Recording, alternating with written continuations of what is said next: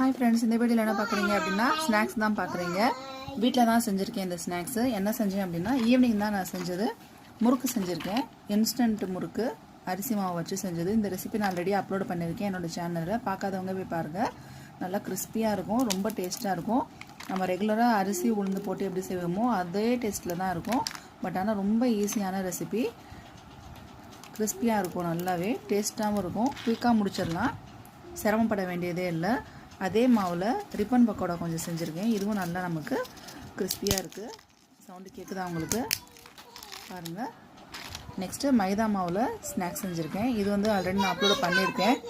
பார்க்காதவங்க அதுவும் போய் பார்த்துக்கோங்க. நல்லா கிறிஸ்பியாக என் பையனுக்காக தான் குட்டி குட்டி பீஸாக நான் வந்து எடுத்து போட்டிருக்கேன். அவன் கையில் பிடிச்சி சாப்பிடுவான்.